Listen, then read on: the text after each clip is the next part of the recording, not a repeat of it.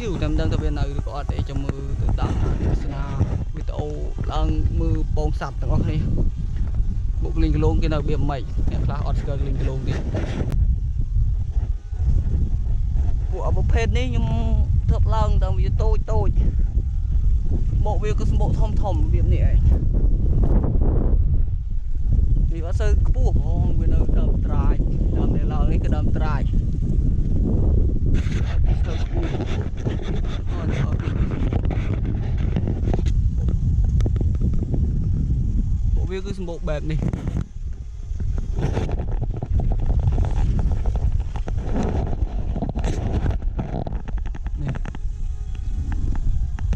បែបនេះចាំមើលខ្ញុំចាប់ពីលើឲ្យមើល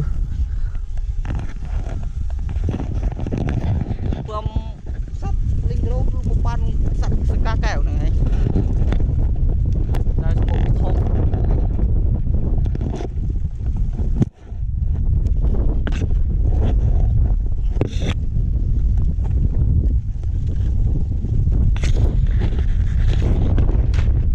វានៅពេលនេះ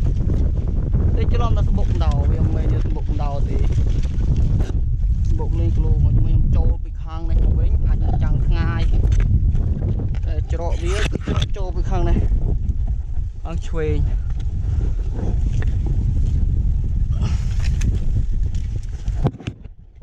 ច្រកដែលវាចូលវានៅខាងឆ្វេង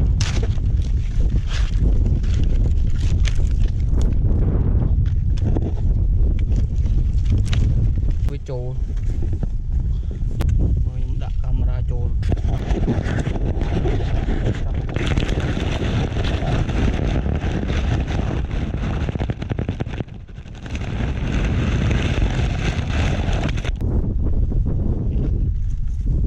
នេះពងរបស់វាគឺពឿរបៀបនេះ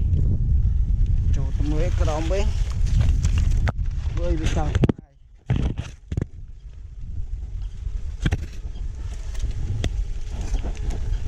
នេះ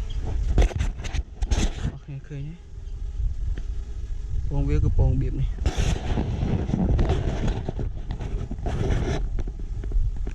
ពើស្អាតមែនទេ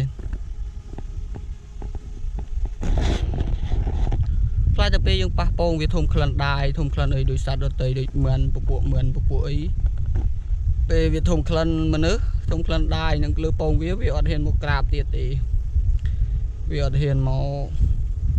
នៅក្រាបពងទៀតបើសិនជាវាហ៊ានក្រាបចាំមើលក៏វាធំខ្ញុំនឹងមកថតឲ្យមើលម្ដងទៀតនៅសកម្មមកភាពលើក្រោយឥឡូវខ្ញុំយកពងវាទៅដាក់វិញ